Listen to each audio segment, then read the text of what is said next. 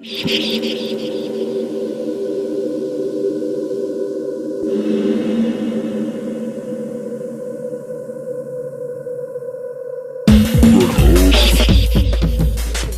scene anyway, isn't it? Let's face it, loyalty is at an all-time low, and audacity is at an all-time high. Why do you think loyalty is an all-time low? Why do you say that? Yes, because there's some real disloyal people in the drum and bass jungle scene. Disloyal to who? To each other. Okay. There's so many people out there that will stab you in the back quicker than shake your hand. Oh. Yes. I mean, I try. I'm very much on the. This is what I call it, Chris. Yeah. Where I'm at, I call it the popcorn drum and bass scene. Okay. Where you are. All right. No. This is how I describe you and your nights to people, and where I'm at, and me as well. You are what I call grown up drum and bass. Oh well. This is popcorn world. You are grown up. Okay. So when you're acting all surprised about me saying this, it's because you're not living in the popcorn drum and bass scene, and. I don't think so. Yeah, no, you don't. You really don't. Yeah, I mean, I think I had my taste of it. Obviously, at my know what I mean. At my former employees, as I like to say. I don't really like to say their name, but yeah. Are we filming yet? Yeah, we are. Yeah. All the talks about sex? No, not all of it. No. Oh gosh. just as you said about the last bit. No, well, you could have warned me. No, because then that way. Now I'm blushing. Don't blush now. It's all good. Look, I'm blushing. Yeah, carry on. I mean, I would never call it the grown-up world, because that sort of indicates the rest of it is maybe slightly more mature. But it is. And it actually, hello, popcorn. Well, immature. Maybe, but you know what? It reminds me of a. You know what? I'm gonna call him out because we're cool now. But I remember I had a disagreement with Kazra. Okay. At Critical. It's a long time. How you doing, Kazra? Sorry, mate. But I'm gonna tell people my faux pas. So I remember he posted a mix up on this old forum called Subvert Central, 25 years, and. It was, you know, it was all the early Critical stuff. It was like, I'm sure if I listen back to the mix now, it'd be amazing, right? Yeah. But at the time, I was very militant. I was very, you know, in perspective, breaks, choppage, rare, you know, all that sort of stuff. And I called his set Juvenile. Oh, okay. And I said, yeah, it's a little bit juvenile for my taste. What a snobby. Yeah, that is very snobby. It was a really snobby, nasty thing to say. And he naturally was very upset by that. And he took me to task on it. And I always respected him for like, sort of, well, I'd like to, well, he didn't really take me to task. I mean, he had a bit of a paddy about it, but maybe... Rightly so. Rightly so. No, it was just fine. I wasn't saying, you know, it was, you know, but maybe it was the thing that, you know, because I remember from that point, I remember seeing him fucking working his arse off. Yeah. Like, and so you owe me. You may have hit a nerve. I might have hit a nerve. As nasty as it was. Yeah, as nasty as it was. I might have done. Yeah. I don't know. I wouldn't want to be conceited enough. What I mean is, what I'm saying is, like, where I'm at, it is fueled with so much craziness right about now. Just like the whole world has gone mad. Yeah. The drum and bass, the popcorn drum and bass scene has gone crazy. Like, people's loyalties have gone out the window, and people's business. Everyone wants to get in people's business all of a sudden. Yeah. Mind your business, do you? And do you know what I mean? Yeah. So that's why I call it the popcorn. Yeah. And then there's the grown up side, which is what I don't know you that well yet. No. So, but I associate you as the grown up drum and bass because I've been to a couple of your gigs, and there is none of that. It is all about the music and the vibes. Very much so. The vibe was magical. Yeah, it was magical when I came to Malden Wolf. That is. If not number one, it's a very close number two for my summer days out. It was a great event. It was amazing. Yeah, shout out to Black Junglist Alliance for that one. The venue, the weather, the music. It was perfect. Yeah. The crowd. Yeah. People had their children there. Yeah, it was lovely. And oh my, it was awesome. Parents were raving with their kids. Yes, it was awesome, and it really was very grown up.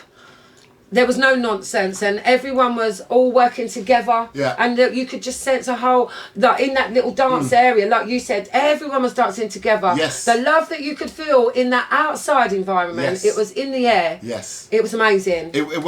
I think a lot of that is because it was that particular event, or that version of Influences, shall I say, was created with love intended. Yes. And I think that's why it ended up doing so well. But the first one, where I very first met you. It is where we first met. At the Fox and Firkin. At the Fox and Firkin. Another one of my top 3 summer days. It is, yes. It was a great day. I came to support Dark Phoenix. Yes. Because she was playing.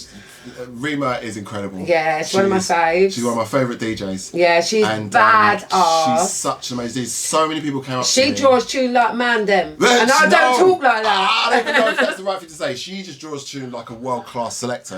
No, like the man them, as in the top of the top. Oh, not I see a man. I see me. As in, Okay, she drops her tunes like the man them. Yes, yeah. Not the female-male argument. Okay, I'm not into that. I'm no. She, yeah. If you close your eyes, you'd be like, oh my God, who is that? And she's amazing. Do you think that's possible? Do you think you would be able to differentiate a woman playing for a man playing? Some women, some men. Some women, yeah. Not all. Yeah. Another one. Because I can think of a woman DJ right now that if you close your eye, I mean, not that you can do that. I think personally, if you were listening to me and you closed your eyes, you would know I was a woman. Right. Okay. Yeah. Okay. Definitely, 100%. I play very girly female. I own that. Yeah, I do. Yeah, but another one, my favourite jungle DJ in the whole world is Mrs. Magoo. Oh yeah, okay. And if you close your eyes to that, if you don't know, you don't hear the name. Ironically, Mrs. Magoo is blind. You close your eyes, that DJ. Damn, that is jungle at its best. Absolutely. The tune selection, their mixing, and then you open your eyes and you're like, I can see a little lady up there. Yeah. You would never have known that. Right. So she is the best jungle DJ in the world. But take away the best jungle DJ in the world is Mrs. Magoo. Amazing. That's my opinion. Do you know who, honestly? All right, there's sort of like, choppage, like the choppage guys, like I know. Yes, yeah. But in terms of just straight selection, like someone that has consistently impressed me over the years, people probably maybe be surprised to hear me say this, but it's Fierce. Okay. I don't know if do you know of Fierce? I know, but not greatly. Right, no, that's cool. I've heard. Because he's in a different world. He's a little bit of an older guy DJ, but I'll tell you. I know he's somewhat of a controversial figure. I know there's people that have different opinions of him, and he's quite outspoken in some of his views and stuff. And I'm not. Doesn't that describe most people? Well, yeah, he's quite most people. But some people will say stuff that people might feel. I don't know if he's actually ever said anything problematic per se, but I get the feeling that there might have been things that have been said. Okay. I don't know, but I really don't generally know. But forget that. In terms of just, I've seen him play maybe about 7 or 8 times, and I just remember always being like, God damn, this guy could put tunes together. Yeah, wow, he just really kind of just knows, and all fun as well. And he's always impressed me over the years. I mean, yeah, you can, Equinox is always up there. Mantra's an incredible DJ to watch always. I love Mickey Finn. I love Mickey Finn. Brocky. Yes. Watching, I remember seeing Brocky at Whitstable. There was the Brocky. He's one of my favourite humans, Oh, is he really? I've never. You know what? I've only ever spoken to him once. Big love to Brocky. Absolute respect to you, mate. I've only spoken to him once or twice, but I'm a big fan.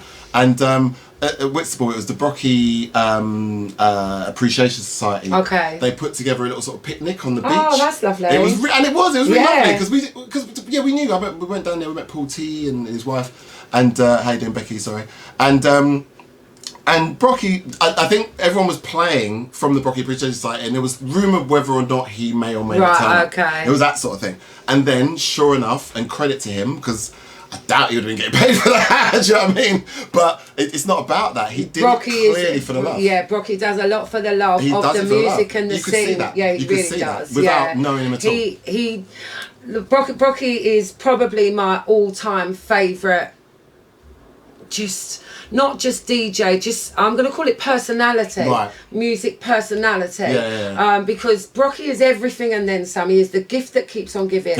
He is so humble, and he gives so much back. He gives. He runs a group on Facebook. I'm not sure, about 15,000 members, if not more than that. Yeah. And he doesn't just have a group with people running it for him. He's very active in that group. Yeah. He puts on parties and he gives artists in the group a platform. He lets them guest on Cool London with him. He gave me a booking at Scala, the first that he booked me for a Brocky group Christmas party. Right. At Scala.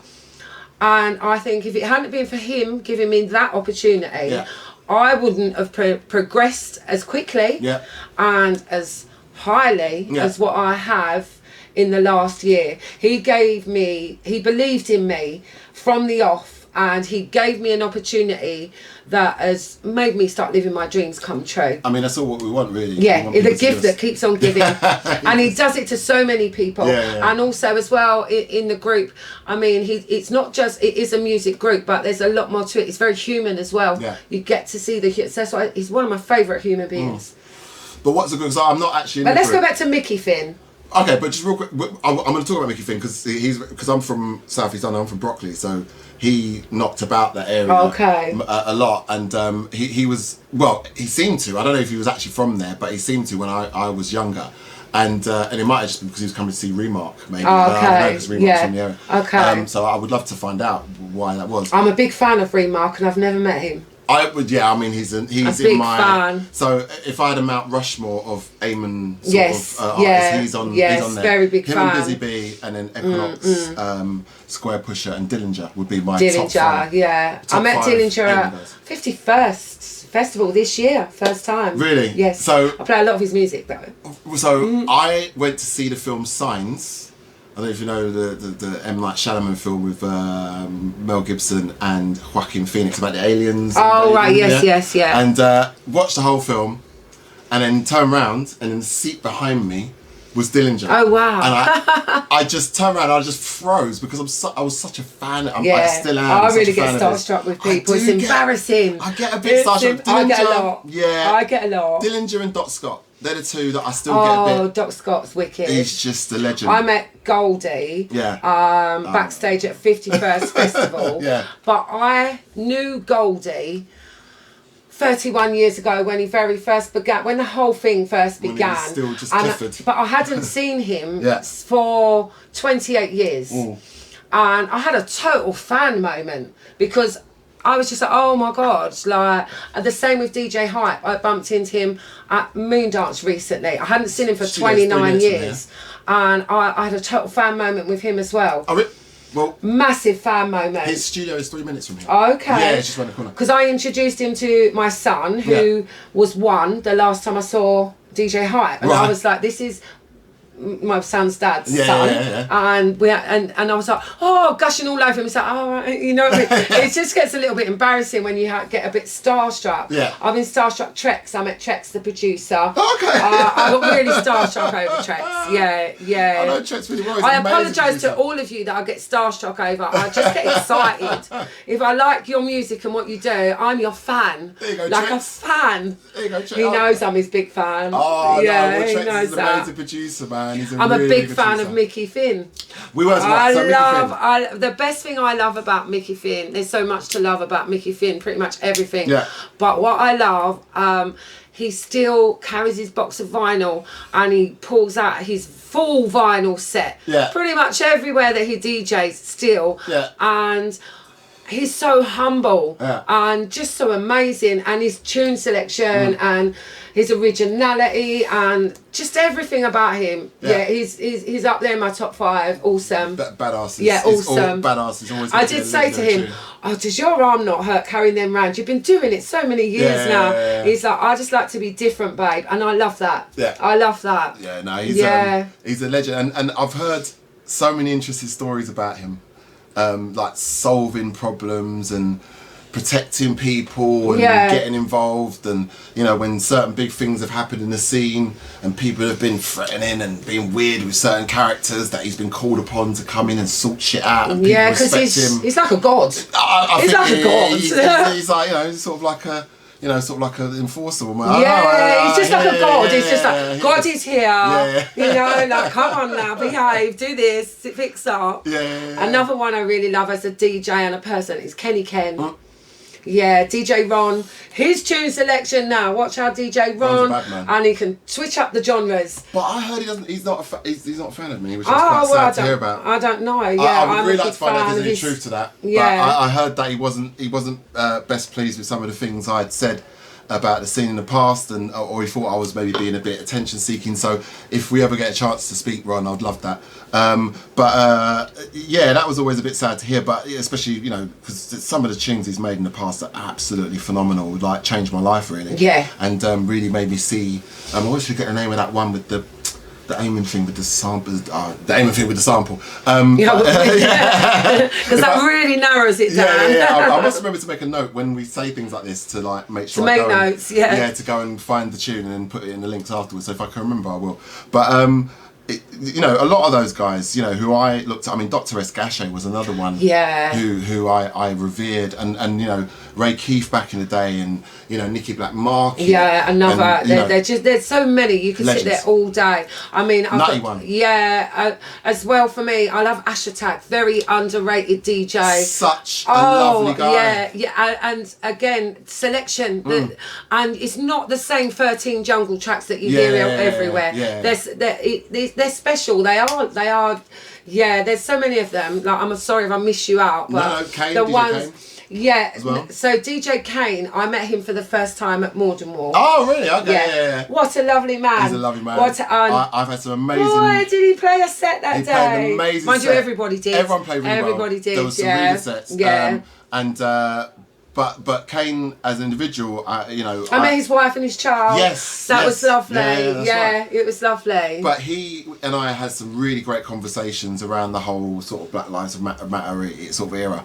And it was really interesting hearing this viewpoint as a mixed race man. Yeah. You know, and how it just sort of like, you know, he was sort of seeing certain things in the world, and he was sort of saying it's not always the way it seems, and he really opened my eyes to a few things. Basically, it's not always black or white. It is literally not always black or white. Literally. That's what he was There's a lot of grey and tan in the middle. Well, very much. And he would be best placed, and I hope I can get him on here, because I think we'd have a really good chat. Lovely guy. And another one is one of my favourite human beings is Mr. Bailey. Bailey's a legend.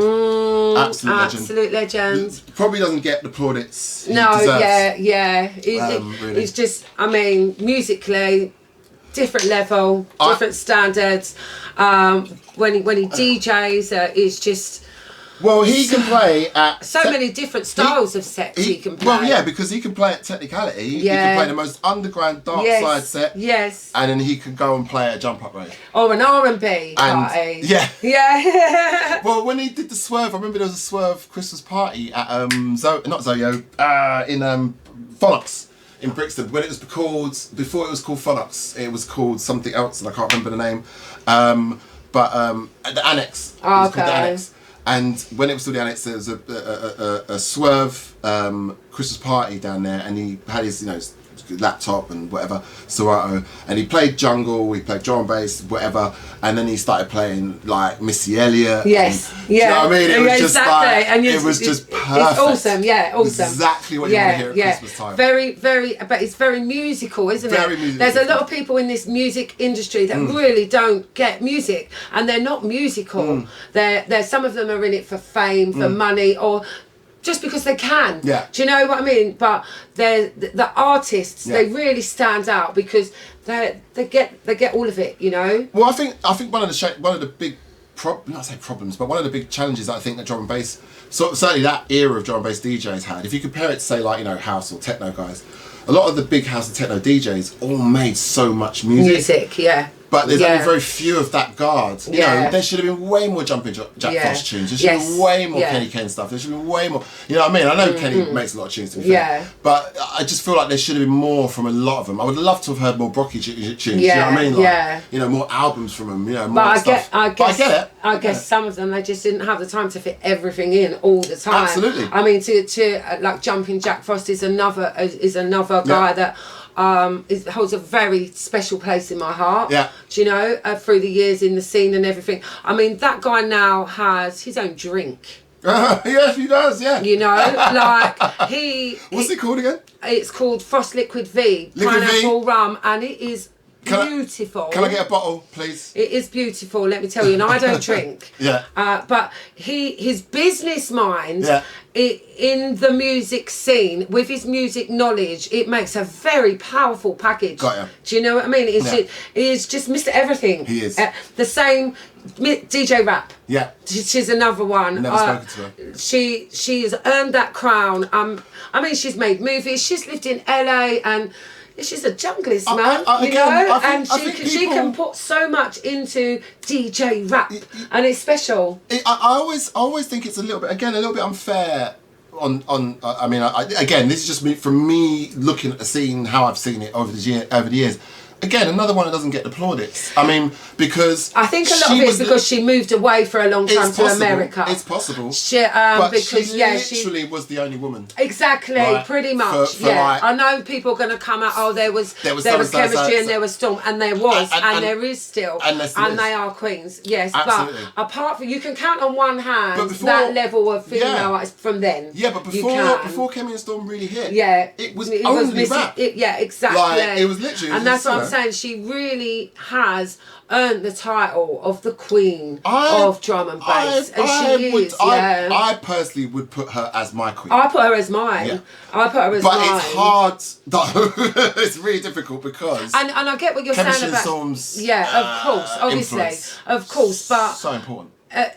But they kind of was in the one section of our music scene. Yes, because whereas with DJ Rap, I mean, obviously they moved to America and then she did. I think what you were saying about she doesn't get her recognition. I think since she come back from America, I could be wrong, but from my point of view, watching, I do believe that she's had to prove her stripes again since she came back, which she has done wonderfully because she's DJ Rap. Come on, I mean, but I do feel that she got a rough bargain on that, because she should have been able to just step straight back into her queendom. Yeah, you know, pretty much. Yeah, but that's then there was a whole generation of people that weren't going to know who of course, exactly, and that's what I'm saying. That's life because people move on, the scene moves, music evolves, everything is evolving. So, at the end of the day, a true queen will always take her throne back because she is the true queen. I believe so. Yes, I agree with you on that. Let's high five on that one.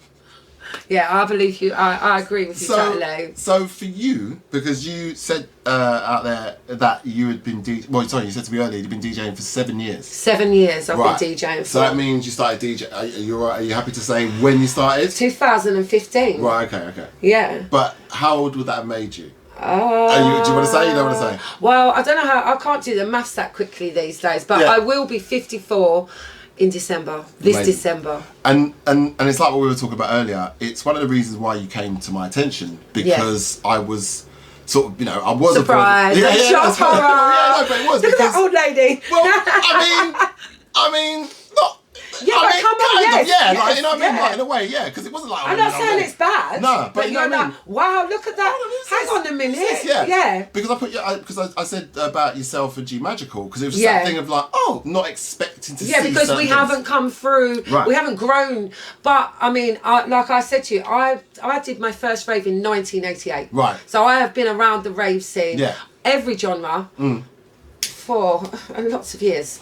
So so it was still sort of acid house. I've done the acid house, the Chicago house. Yeah. I've done all of it. I've done soulful house. I did garage. I've done R&B. I've done jungle. I've done hardcore. I've done them all. Yeah. At some point in my life. So you like drugs? As a raver, basically, yes, I did. Yeah, basically. So, and that's what I'm saying. It's like I said to you earlier. I was taught to mix vinyl 31 years ago. Right.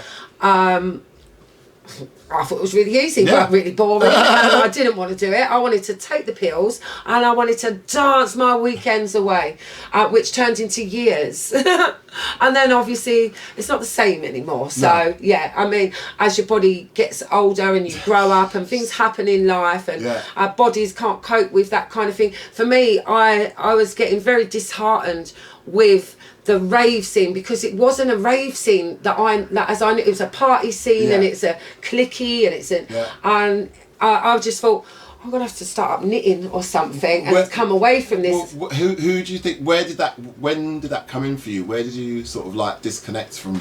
I'm gonna say about maybe about 9 years ago. Right, okay. Probably not long after, because after, like, obviously I was at home a lot with my sons, and then I came back out into the party world, we're going to call it, about, how old, I'm going to say, about 9-10 years ago now. And I came back in on the Soulful House level. Right. And I got bored very quickly with the music. Yeah. No disrespect, because we all like different things. Yeah. For me, I would go out, I'd get all dressed up and be all excited, and I'd go out and I'd be in there 10 minutes and I'd think, well, someone's forgotten to turn the key in my back, because I don't know what's going on here. Like, you know what I mean? I got bored. So I moved from there very quickly, and from there I moved over to the more like the old school house and vocal funky house, and that was all lovely and lovely. And then that's when I started learning to DJ. Right, okay. At which I started out DJing house. Yeah. And then I was like, oh, this is really easy. So that was with your son, right? Yes, with my son. Yeah. And I thought, this is really easy. I can do this with my eyes closed, kind of thing. And I was getting bored. Yeah. So it was like, you've got a 3-minute intro before anything happens with some of these house tunes. And I get it, because it's like more on the trancey kind of vibe. You've got to be off your nut on pills for that. Do you know? Well, I'm not. So I was just getting bored of it. I wanted my oomph back into my... So, yeah, I thought, right, I'm going to try and... I love liquid drum and bass. Yeah. It's my go-to happy, chill-out vibes.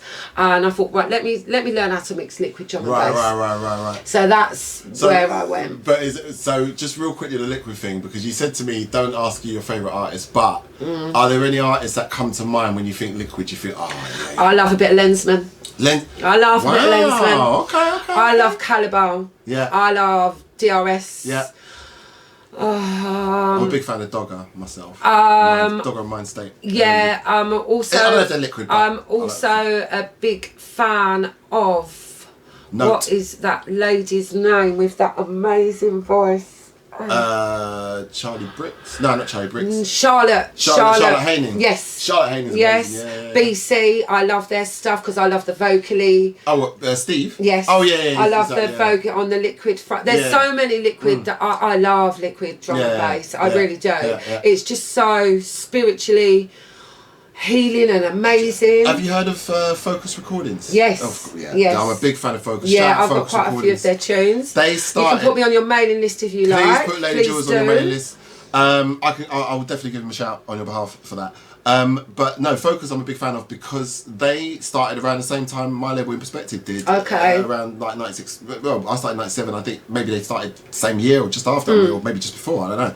But they started as a straight up atmospheric label. Yeah, I love it. I just love it. And I just love how they've evolved to make, still keeping that beauty in their music. It is beautiful. It is beautiful. Yeah. But then again, as much as I do love my liquid drum and bass, I get bored. My brain gets bored. It needs more beats. Yeah. So then I was like, oh, I'm gonna teach myself to mix jungle now. Yeah. And that opened up so many floodgates to so many memories, where I pretty much started in the beginning, early 90s, and I was like, oh, I'm liking this. So I was doing liquid with jungle, and I was like, it's not quite getting the vibe that I'm feeling. So then I opened my doors to the world of drum and bass, because when drum and bass became big, I was at home being a mum. Right. So, I mean, obviously, I've always had the music around me, but I was more listening to my garage and house then. Yeah.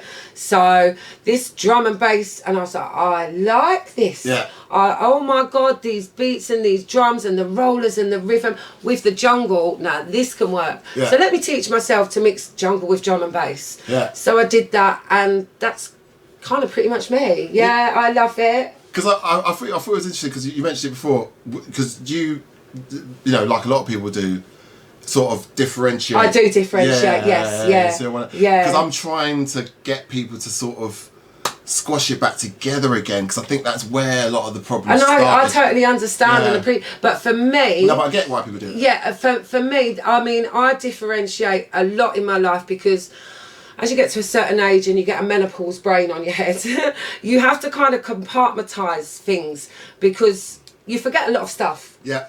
So if you put everything in its right box, then you know where to find it. If everything is put all into one, me and my poor head is going to be, oh my goodness, what have we got here? I don't know. It's just a randomness. Yeah. So for me personally, I kind of do that with every aspect of my life. Yeah. I have to put it in their place so that I know where to go for it and what, you know what I mean? I do. It's like when I'm DJing, when I'm putting my sets together, I never plan sets. Yeah. But I make my folders up whenever I get any music. If I'm buying it, I'm getting sent it or whatever. I'm making playlists. Whenever I put it together, I have my liquid, and it's titled Liquid. I'll have liquid rollers, liquid jazz, liquid jungle. Right. So that I have so much music. Yeah. I can't be forever set. I don't know how to do all the technology stuff like making playlists and getting it to too many buttons. Yeah, that's not me. I've got to look for my tunes. Right. So I keep them to folders. Yeah. And so I can find my jungle. I can find my ragga jungle. Yeah. I can find, I'm sorry, I call it noise. Jump up. Right. I have a folder called noise. I'm not a lover. I'm entitled. I'm allowed. I'm not saying it's terrible. I'm sorry. I don't mind some jump up. Let's phrase it like that, because actually I don't mind some, but I'm not a big fan. But it is labelled up as noise in my folders. Is that a sort of newer sound? Yes, very new you sound. See, it's very new and weird. It's really not musical to my ears. Here's the thing that I found interesting about, you know, what I guess that sort of Belgian, you know, the sort of screechy stuff. I call it Euro. Yeah. And but I mean, am I allowed to say this? Because I call it a little bit more than that. I call it Euro trash. Okay, all right. Okay. It's just me. Don't hate on me. Heard it here first. Don't hate on me. We're entitled to our opinions. Everyone's entitled to opinion. Yeah. I mean, look, it's massive. It's huge. It's massive, and it is massive. It is the future. I mean, look, of drum and bass. It is a part of the future drum and bass. Yes, yeah, it's a very big part. I remember having a conversation with Chris Blue Martin. Well, it wasn't a conversation. He was actually just. We were listening to a track off the of one of the Kings of the Rollers albums, and I think it's. I'm a fan of the Kings of the Rollers. Love Kings of the Rollers. And I've never met them. Love Kings of the So Rollers. if you're watching and you're out there, if I meet you, Dub plates. If I meet you though, you are going to get a super fan moment. Yeah, and dub plates. Yes, please. Just not too much on the jump up side. Well, yeah, I mean they make a lot of different stuff. They do, and that's what I love about them. They make music for everybody. They really do. They make music for the world. But there was a track called Flamingo on that album that came out on my former employer's label, and I remember we were listening to an early version of it because it's got like a screechy kind of thing.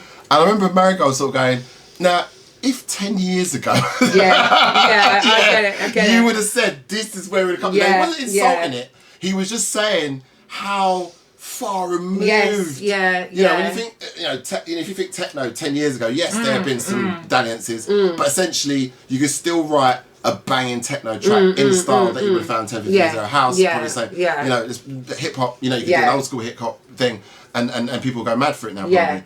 But drum and bass is one of the only genres I feel that's totally changed. It's so totally much. Changed. And it's when you have artists like Kings of the Rollers, or I mean, what was that bloody that track the other day? I say the other day. It came out last year, I think, on Metalheads. It was by it's a track called Actress by Grey Code. Okay. Right. So when I heard this track for the first time, I'm like, what the bloody is this tuned? It's amazing. Like it was just so different and fresh, and just like again, just someone else just really impressing me. And just making me go, wow. Yeah. Drum and bass is still. Don't get me wrong. There are some amazing jump up artists around. Yeah. It is just really not my vibe. Right. That's I'm not saying that it is, this is just for me. Yeah. I'm just talking for me personally. I mean, I know some amazing jump up DJs, MCs, producers. Labels, Invicta Audio. Exactly. Invicta Audio. I was trying to remember the name last podcast. All of them. But And sorry, I just got to quickly say, I was trying to remember their name last podcast with Benny V. It's Invicta Audio, is who I forgot the last I'm one. on their mailing list. Yes. Shout out Anton Bailey. Yeah, Big up. and that's what I'm saying. Some of it, they're very. If it's still got some aspects of music in it, I can deal with that because I do like some of their noises, especially when you're on a loud sound system. I'm like, rah, what is that? And I'll go running up the front to be at the speaker. Yeah. But as soon as that tune finishes, I'm like, well, I've got to get out of here. Do you know? So because for me, too much of it, there's not enough music. But that's what I like about it, though. Exactly. That's why people do like it. I'm about the music side, so that's why. But I like that. A little battle. But you see, the thing is, it's like that. I think I love the diversity. But I find jump up fascinating. And that's what I'm saying. I love the diversity. Yeah, I love that side of it. But I just it kind of make when someone does on the chalkboard. It kind of I'm like I get it. It's not for everyone, but what I find because for me, I'm from this other world, the underground left experimental thing. I'm bordering on breakcore with some of the labels and stuff, and. You know, what I always found, I remember I went to a Next Hype event about 3 years ago, which is X-Men's. Yes, he's amazing. Absolutely amazing, well. Yeah. And, but I remember going to that, and first of all, seeing the diversity of the crowd. Yes. For one. Yeah. Which was very surprising. It wasn't with respect as white as I thought it would be. It's very young. It's very young. Yes. And I think that's why... I think that's just me getting old. No, it was. And just the diversity of people as well in terms... It wasn't and that's what I said. I love the diversity side of it. It really is very... Considering it's a very sort of... It's a very small world. Yeah. It is... But very profitable. Yeah, and it has a... Yeah, it is a very big industry. It's going to be massive. I mean, it already is, but it's going to be even more massive.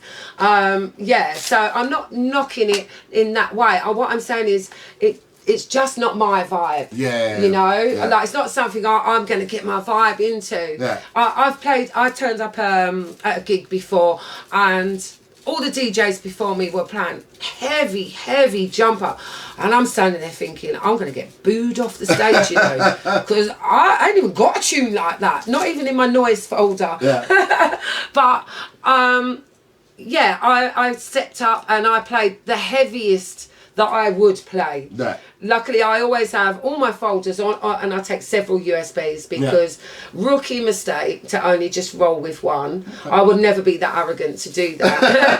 It's arrogant. You just got to have a good USB stick. No, it's not even that. Or do you separate your styles? No, but what you've got to remember is I don't play for all massive promoters. I play lots of small parties. Yeah, sure. I turn up. They don't have equipment that I could play a set with just one USB. Oh, okay. So they don't have the link facility. They're not that new. Okay. The equipment is old. I was old. So I like to. I like the challenge. I used to always ask when I first started because that used to be my biggest fear. What am I going to play on? Yeah, I always just make sure. Whereas now I rock up with anything between 3 and 7 USBs. Right. They have all got the same music on. They are all exactly the same. Right, I see. So you just got like a backup. Sometimes the format won't read on something, or I've got a backup.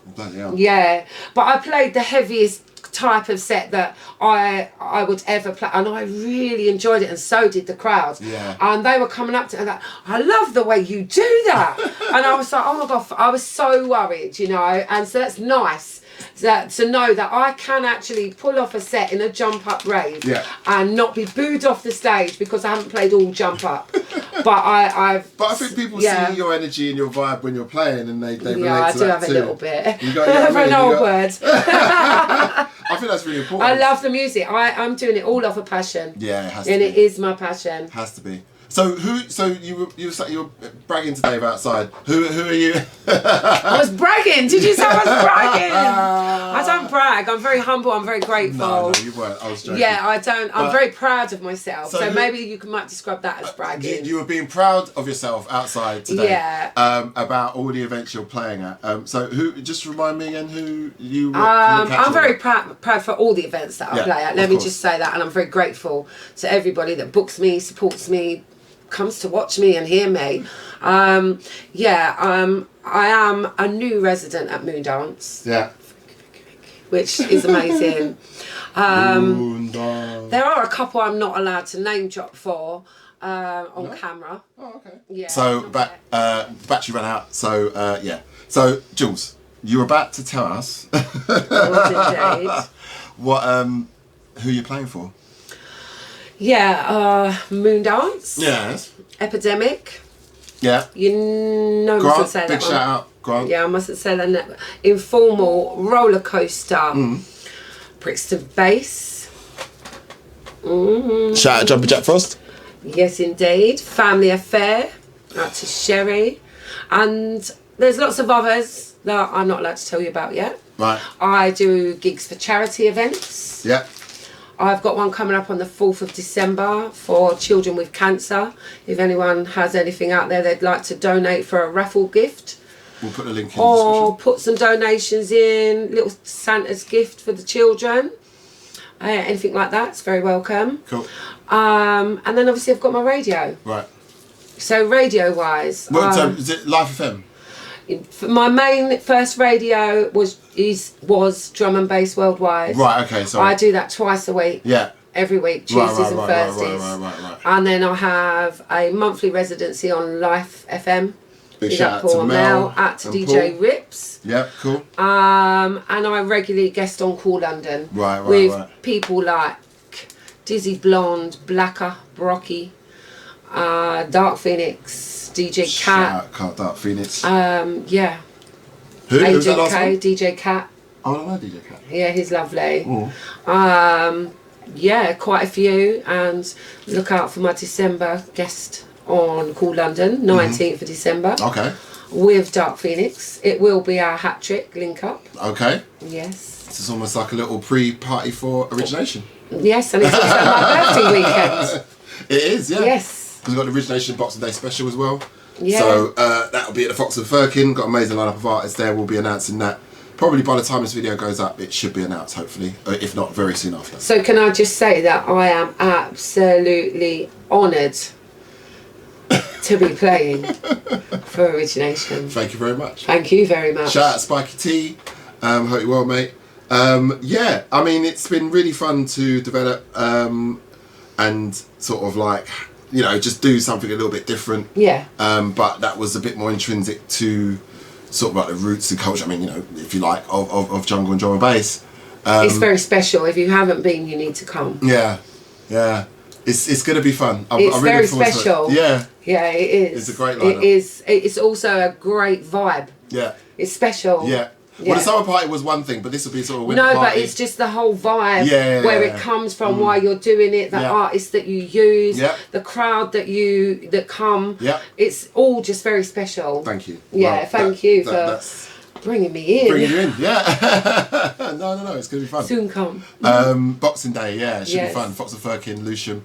That I really can't wait for that actually. I actually cannot wait either. Yeah, it's gonna be really good fun because like, you know, you in Christmas Day you're just eating all day, ain't you? And you know, Exactly. by Boxing Day afternoon you just could do with going out, Running getting some fresh air away. and running away Running away from from the that. family. Even if you don't have family, just Yeah. running away from that. Yeah, just family or no, just come Yeah. along. It'll be good fun. It'll be cheap. Not sure the prices just yet, but it won't be expensive because we know no one's got any money at Christmas. Yeah, I'm really looking forward to that. And but yeah, so you've been DJing. I did say before you DJed 7 years now Yes, 5 years on the drum and bass scene. on the drum and bass scene, and you're now at this point where you know you've been, you know, you said earlier on, you know, that you had a point where you like played 7 gigs in Yeah, in 1 August week. bank holiday. I went from getting the occasional nice. I mean, all my bookings are nice, but when I say nice, I mean big. Let's say big. We'll use the word big because from where I was playing, Yeah. and I'm getting booked to play with the A-listers now, Got ya. for the big promoters as well as the small ones. I like I said, I even play for charity. August bank holiday week kick-started that for me. Got ya.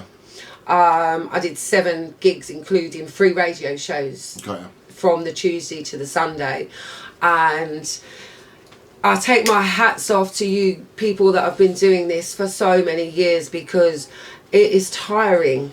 It is mentally Yeah.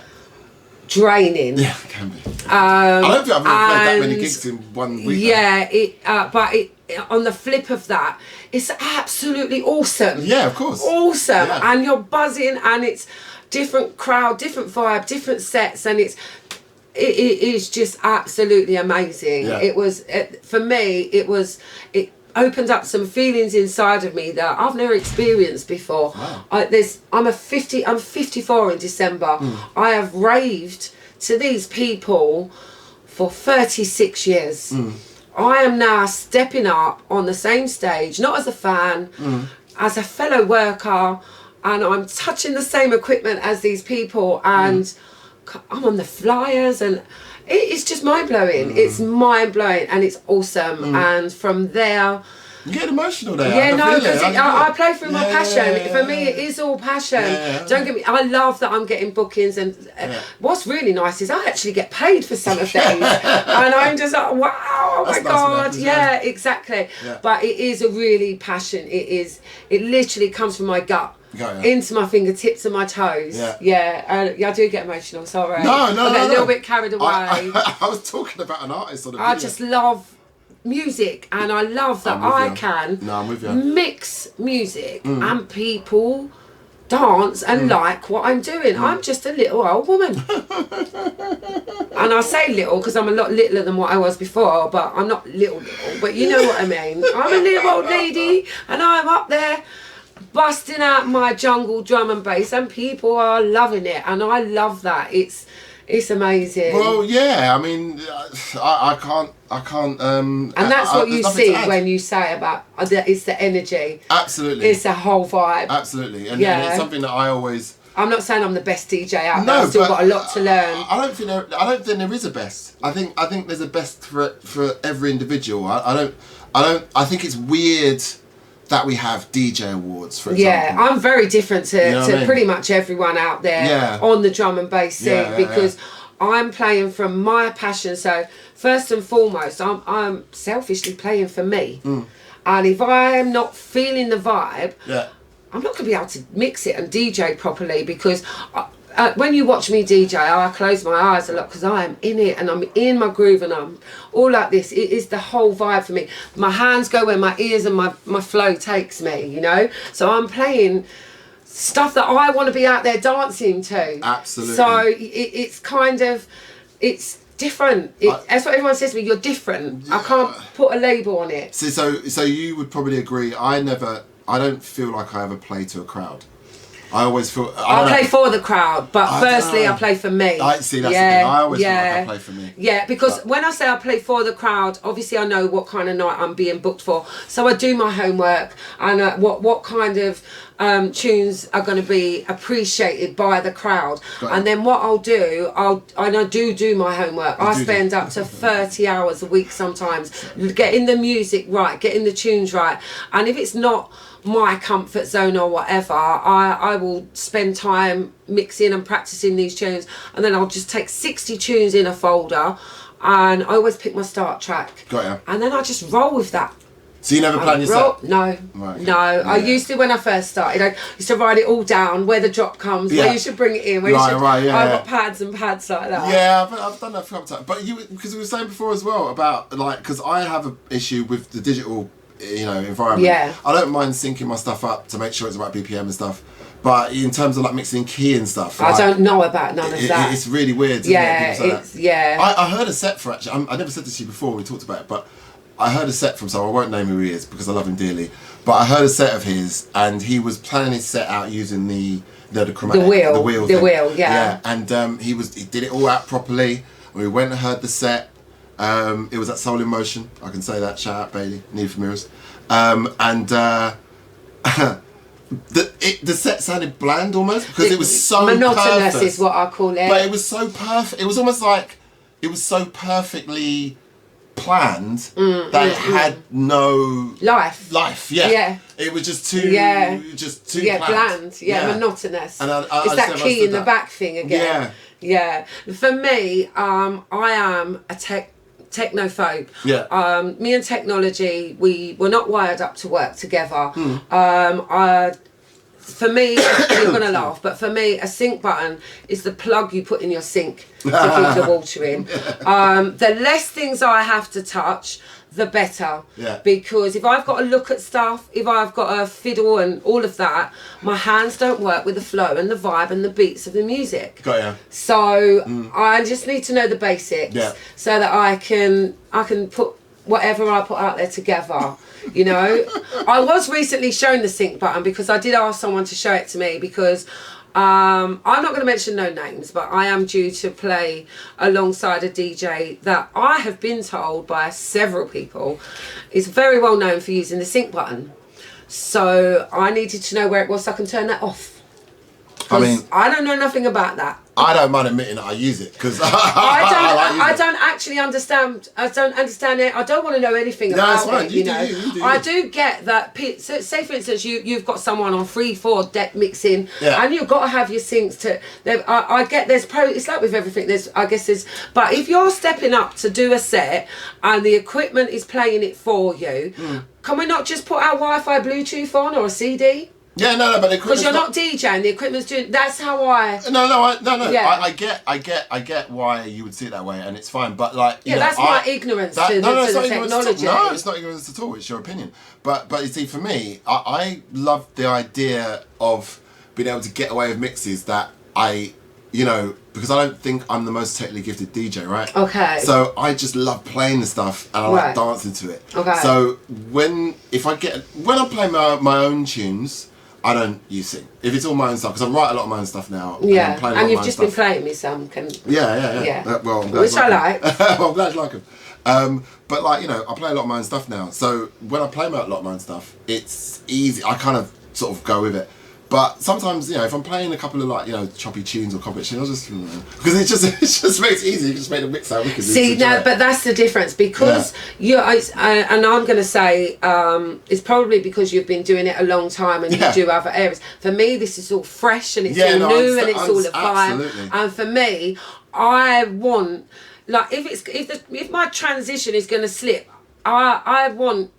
I need to know where that's got to go, and do you know what I mean? No, that still happens. Yeah, you know, and this is what I'm saying, and that's what I'm saying. I am quite ignorant to the technology. I don't understand totally what it can all do because I'm just like, well, no, I just want to move my hands. Yeah. I love nothing more than 3-4 minute mixes. Yeah. I'm a mix and blend. I love a chippy. If we're doing a chipping and a chopping, I like to be able to do all of that. Right. Or I call it an in and out job because you've got to bring it in from the top. Do you know what I mean? We all do different ways and different things, and it depends on the style of set that I'm playing. I'm either a mix and blend, like long mixes, or I'm a chippy choppy, or I'm an in and outer. In and outer, baby. Yeah, in and out job. It's in and it's out. Like if I'm booked to play a floor filler set and they're all vocals, well, that's a set of in and outers because you cannot be bringing them, you know what I mean? Some vocals work together, but 9 times out of 10, no. No, so you sort of tickle so they're in and out, in and out. I just call it tickling. Yeah, I call it in and out. I'm a bit more aggressive than you then. Well, clearly. I try, I'm just, you know, because I always like, you know, it's just tickler tuning. I just like tickling. I just like saying tickle, that's all, that's what it is. But there you go. No, well, I mean, I can't remember what we were saying now. What were we talking about? We were talking about our DJing styles, and you was talking about the sync button, and that's where we was at. No, thank you. So, I mean, like I said, play my own tunes more, so don't use it. But I do still get so much joy from playing vinyl, which I've been playing a lot more. And the other thing is, I have this, you know, penchant for techno, you know, for like really quite aggressive, German hard techno, and so I get a bit more of I get my kicks from that more now. Yeah. Not that I don't love playing. I will always love playing drum and bass the most. It's the music I will die for. Simple. But it's fun to like go and play a load of sort of like garish German techno. From time to time, and I wish I had the opportunity to play it out more.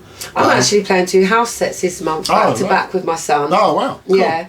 Which it's going to be nice. Yeah. Because that's where I started. Yeah. Back to back house with my son. Have you seen Floor Plan?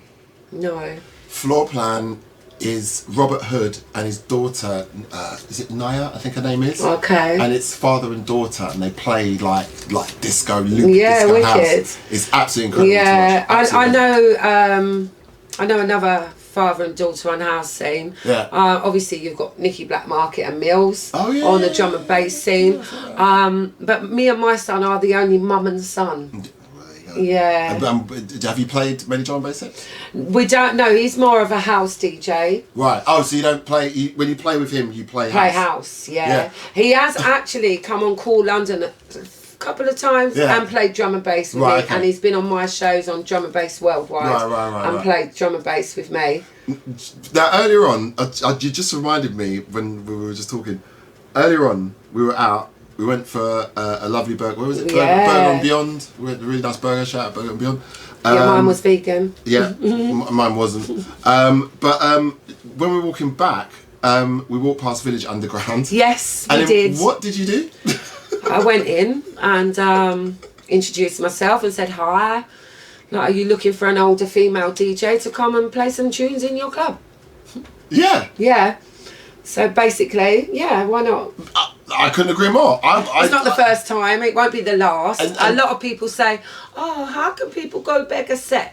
Well, if you don't go ask, there's nothing beggy in this. No, exactly. If you don't ask, you don't get. You don't get. I was raised that way. See, I was criticised recently for that because there's ways of doing it. Well, this is what I think. I was very polite, wasn't I? I was very polite. The man loved me. Yeah. Let's face it, they are going to book me to play in Village Underground. I think they will. Thank you. Yeah, there's ways to make that approach. Yeah, I think they will. Yeah. Because he was very but what I thought was really interesting is I had a similar situation like that.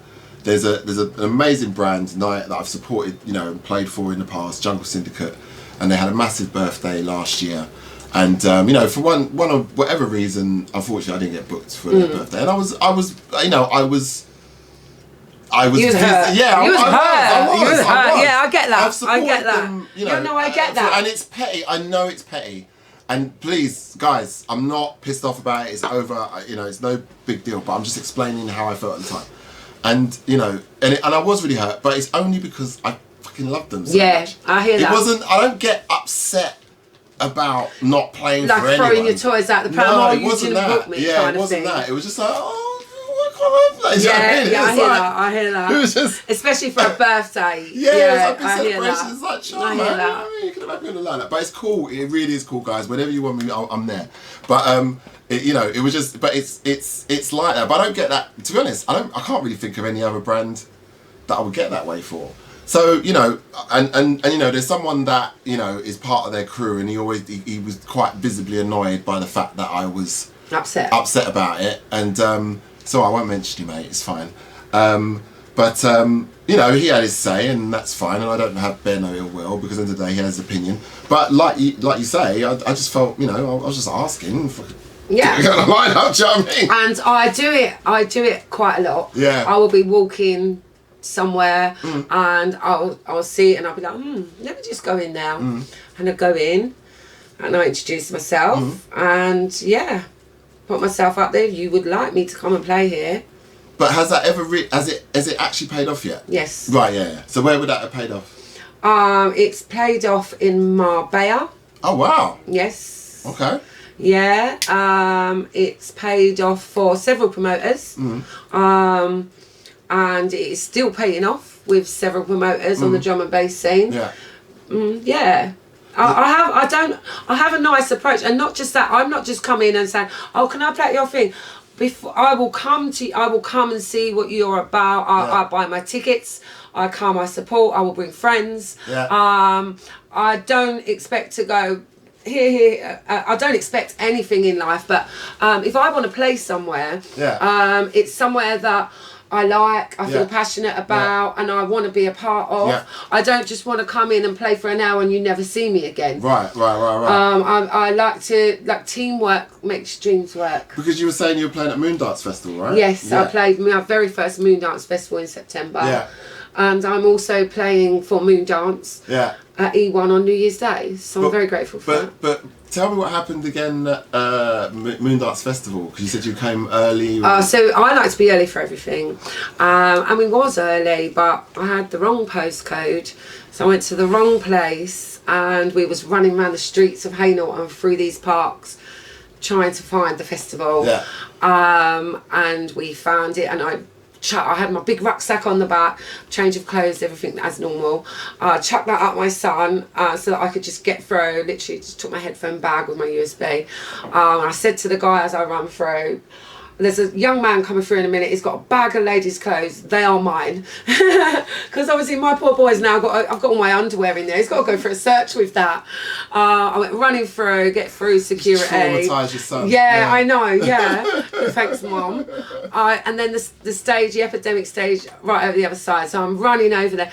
I'm literally 3 minutes before my set time. And I put my stick in and I hit play 2 minutes before my set. And yeah, it was absolutely awesome. Can I just say that? But what did the guy offer? So not only did I step up 2 minutes early, the people coming in, there was a little bit of a delay getting in the doors. So when they come in, they all sort of come in a rush. And I had 10 minutes of my set time left. And Jason J, big up Jason J, said to me, "Stay on, Jules. Keep playing. This is your first one. Play to the people. Enjoy it." And that was such a special moment for me. Absolutely. Amazing. Yeah. What a lovely, and so there is some real good support and love out there. And I got to play to people. He gave me 15 minutes of his set. I ended up being the DJ that played the longest in the whole festival, because I played for 1 hour and 3 minutes. Everybody else, even on the main stage, the most they got was 45 between two of them. I hate that's one of the reasons why. Jay, but not to sort of turn it, I don't want to turn it into a negative thing, because that's a beautiful story. It's beautiful. And shout out to Jason J, totally. But it's a shame that, you know, the longest set was an hour. You know, this is what I get so confused by festivals. I mean, it's I don't know. Why don't they just book less people and just have a better, I mean, I just feel like you'd have a better experience. I think a lot of it is to do with the fact, obviously, everything was a lot bigger before COVID. Do you think that'd be less now? It's made a massive difference. I mean, people went for nearly 3 years not earning any money. Of course. Anyway. And so then to come back out with all these new restrictions and new laws and everyone... because it's such a strong knit community, there's no doubt about it. Strip away everything. The drum and bass scene, when push comes to shove and you strip everything back, it is very, very strong community. Absolutely. And it is a community. Absolutely. So everyone wants to get back into doing, it's what they do, it's who they are. So unfortunately, everyone wants a bit of the little bit that we've been given back. So it's very hard, it's very difficult. Where do you cut them lines off? You can't work this week. So it's the teamwork thing. They're all trying to stick together. But it's on a massively downscaled set up from where it was at. It's going to take a bit of time to get that back. And hopefully it won't take too much time. I hope not. I mean, I do feel though that... I mean, but even as an artist, to get booked to play a 20-minute set is very frustrating. But I would never accept that. Yeah, it's very frustrating. But like I said, yes, some people they do it because of the love and the dedication and the loyalty. Some people, they do it for the notoriety and the name on the thing, or they just need the money, you know. And at the end of the day, whatever your reasons, if you're getting booked, and you can't knock people for doing what they're doing, you know. I understand it, and it is a bit frustrating, but everything's different now. Don't get me wrong, I'm not knocking anyone for what decisions they make. I'm just saying, for me personally, I don't think I would ever take a 20-minute set. I think, you know, it's not because I think I'm better or anything. It's just because if I'm going to get the opportunity of playing, I want to make sure I play. You know? I hear that. Yeah, I hear that. It's different if you're doing an hour back-to-back with someone, because technically speaking, it's playing 30 minutes. Okay. But that can be fun, especially if it's... And the thing is as well, I mean, I don't know how it used to be because I'm very new to this, but one thing that I have noticed is that when people are put on their back-to-back sets, they're splitting it into 2 sets. which baffled me. No, it baffled me in the begin, especially in the beginning, because any back-to-back sets, I've always done it kind of two each or three, like a back-to-back set, because that's just the way I've come in with it. Doing one for an hour is great. Oh gosh, I can imagine. I've never done that. I've done 2 for 2. I've done 3 for 3. But like I said, and I've also done them where you split the set. I remember when I first got the opportunity to play at the end with Marlon Equinox. Shout out Marlon, I love you, man. You know I do. But Marlon's style. Well, Marlon politely said, well, you know, my style's different to yours. So that is a very it's a key factor. It's a fair comment. Yeah. But it was just Marlon's really nice way of saying you're just not as good a DJ as I am. I get that as well. Yeah, I hear that. And it's like, well, I love you. It's totally cool. And I get that because obviously there is that factor to it. You cannot be 1-on-1 or 2-on-2 with someone that's really not on your level in any way, shape or form. I'm in no way, shape or form. Even your music style as well. I mean, do you know, like, so I do get why it's done. Yeah. But it's just a shame that they are such short. Yes. But I understand it because everybody needs to be doing what they need to be doing. Absolutely. I mean, it put my back. I don't know. You know what? It didn't really put my back out. I'm always just grateful to get booked and to play. I'll be honest with you, but it's because I'm the newbie and it's exciting. But you've been to the end, right? You remember the end? Yeah, of course. Okay, so that main box, that box is probably the greatest DJing experience I had in my life. And being able to do it with Marl was particularly special, and playing Ministry of Sound in the same way. I've played Ministry of Sound 5 times. Have you really? Not in the main room, though. Oh, no, I played in the main room. And all my sets have been house sets. It was right. In the box, in the baby upstairs, box. and in the VIP. I really want to play in the baby box. Yeah, I've played I was really hoping I'll get to play in there on the same night I played for Renegade Hardware. Shout out Clayton. But I got a shout out. Actually, I do have to give Clayton a shout out because, you know, 2 of the biggest clubs I played in was because of him, and he was, you know, not to, you know, I'm trying to avoid the rest conversation as much as possible on this, but you know, it was important for me because he was a black promoter at the time, and it was quite inspiring for him, and you know, I appreciate that there's people in the scene that don't always get along with him. But we can't all get along. But we can't all get along. We are grown ups, so exactly. Yeah, let's live together. Let's work together. Absolutely. But yeah, it was. He did give me a lot of good opportunities, and then it's like I only met him recently. Obviously, I know about Renegade through the years and everything. Yeah. But I actually only met Clayton this year, and it was at Ministry of Sound. It was for AWOL. Oh, okay. Yeah. Yeah. He's very good friends with my son's dad. Oh, I see. They've done a lot of business projects together, and he introduced himself to me as the only time I've ever met him. Right. Well, but obviously, I know all about Renegades, and awesome. Yeah, like, come on. He's got an ear for music as well. Yes. Yeah.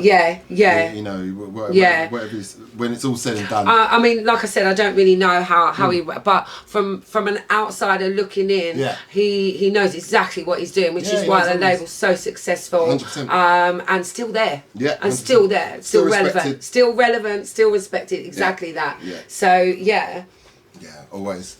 Shout out, Chloe. What you got there? I'm gonna just roll a cigarette. It's not sweets. You bought the sweets. I don't eat sweets. Oh no, I love a sweet mate. So the other thing I just wanted to quickly talk to you about was this. You know, how do you feel in regards to the whole sort of like diversity issue, you know, in regards to representation and that sort of thing? I know it's a really boring question. If you don't want to talk about it, it's absolutely fine. But I feel like you know, obviously coming in, you know, at this stage of the scene when you've got EQ50 representing and everything else, is there an argument to say that things have improved, or is there still, I mean, I would argue that maybe there's still a lot of work to be done, but... I mean, I can't sit here and say, because I haven't done all of that. Yeah. But what I can sit here and say is there's still a lot more that needs to be done. 100%, yeah. So I'm not going to get into that hole because I was there as a raver on the outside. It is like I've gone through the gate and I'm now in a different arena. It's a different world. Yeah. I'm very blessed. I'm very grateful. I'm very lucky. I have been given a lot of opportunities, especially in the last year. And I'm blessed for that. I mean, in the same sentence. I can also see that some of it's a bit of a fluke, some of it's because of who I know, some of it, there's still a lot that needs to be done, is the bottom line. So there may be naysayers, though, that would be like, well, you know, you've only got these opportunities. Oh, there's lots of them. Yeah. There's lots of them. A lot of people have said, well, if you didn't know such and such, if you didn't know... And to an extent, they are right. They are correct. Okay. But that only gets your foot in the door. Yeah. I graft. Yeah.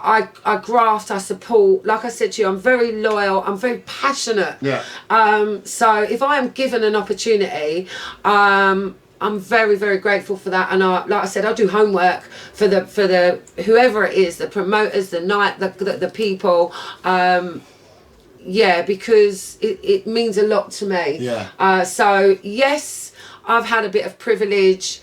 And some people might say I've had quite a lot of privilege. Right. Okay, so if you want to say, I'll hold my hands and say, yeah, maybe I have, but I grafted it myself. Absolutely. And at the end of the day, you can't knock me for being given an opportunity by somebody. I'm the one that isn't blowing that opportunity. There's plenty of people out there that have been given the same and if not better opportunities than me, and they blew it. They blew it. They don't want to put in the graft, they don't care, or they're strict for whatever reason. They've blown it. For me, if somebody believes in me enough to give me that opportunity, then I'm just gonna give it my everything, you know. Wow. I just give it my everything. No, I believe that. It's true. No, I believe that. It's just me. And when do you think you're going to get on because, like, you know, we're making tunes? So next year it is in my little eyesight line to sit down with somebody, because I'm not good with computers and technology. To have a little look to see how this music that I love playing is made. Yeah. It does interest me. Yeah. But the whole computer side, I've always kind of no. But where I'm at now with my bookings, to take it to another level and to understand the scene that I've been invited into a whole lot more, I need to expand my skills and my horizons and my eyesight and my learning skills. So next year I will take a step and dip my toes into that computer screen and have a little look, see what happens. But yeah, I wouldn't mind being a co-producer on the summer anthem for 2023. Anyone needs a couple of buttons pressing, put my name on. Like Lady Jules is here for that. Do Simon Cowell. Yeah, you know. But yeah, definitely next year sometime. I'd also like to play. Well, I'm gonna play abroad next year. I'm already gonna be in I'm not booked to. But I'm gonna be in an environment where I'm gonna do what I do, which I did today, Village Underground. My music's coming out there with Stefano, me. Sun and Bass. I beef. Oh my God. Come on, let's go. go. Listen, that is one of my absolute dreams. There you go. Come on, let's do it. Let's make it happen. To actually play on the beach for Sun and Beach. Sun and Beach. Sun and Bass on the beach. That's it. You got me all in my. That would be. Oh my gosh! Just like, I don't have the words for that, or the breath, or the words, or the breath. But yeah, I'm out to Ibiza in May, so I will get myself a little place somewhere in Ibiza in May. Nice. I guarantee that. You play a bit of ass. I'll play whatever they want me to play, babe. I'll be playing in Ibiza. Come on, I'm 54 years old. For my first time ever. Yeah, I've never been to Ibiza. Me neither. It's so mad. That's what I'm talking about. It's one of the only countries in Europe I haven't been. Same. It's so weird. How crazy is that? Yeah. Of the rave generation, and I've never done Ibiza. But it's, I think I know why. It's Paradise. You want me? You want me come in? Yeah, but they didn't have a lot of drum. They didn't really have drum bass. But I was house then. I can play house for you guys. I can come and play anything you want me to. I just go and have a grand. It's fine. Yeah. Yeah, you just go milk and 2 sugars. And just go and that's where I fell in love with Sneak. Because DJ Sneak is my absolute favourite DJ. Yeah. Not even drum and bass or otherwise. He's just my favourite DJ. And like, that's where I heard him first. And then there was the time when I saw him at Ministry of Sound, a 5-hour set. Yeah, oh, wow. Went on a date with someone, just completely ignored her. Fabulous date, darling. Fabulous. Just because the thing was, I was like... Did you get a second date? No. I Please don't tell me you did. Did. No. I did. Because because it was. She must have enjoyed the music. Yeah, because she got pills. So, oh well, like, she enjoyed the drugs. Okay, yeah. So she just got high, and I just ignored you as well. She got high and ignored you. I mean, I wasn't ignoring her in like a horrible way. It was just like you were just lost in the. Yeah, he's your hero. Yeah. Yeah, he was just. That's why I said to you, don't put me on the spot to pick one. Yeah. I cannot pick one. Yeah. I have lots for all different. Yeah. Well, I always think of a funeral playlist. That's why.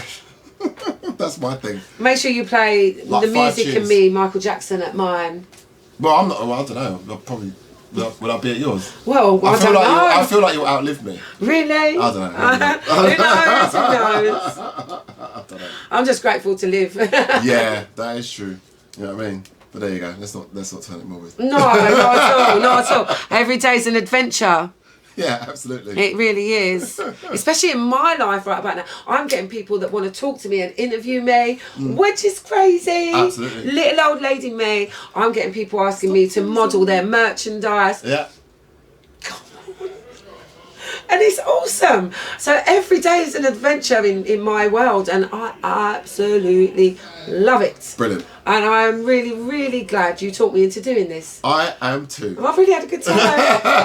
No, it's been great. No, thank you so much for coming. Thank you for having me. And thank you for watching and listening. Yeah. And big up everyone who supports me, believes in me, books in me, and just likes listening to me. Big up all of you. I appreciate it. And shout out all the haters as well.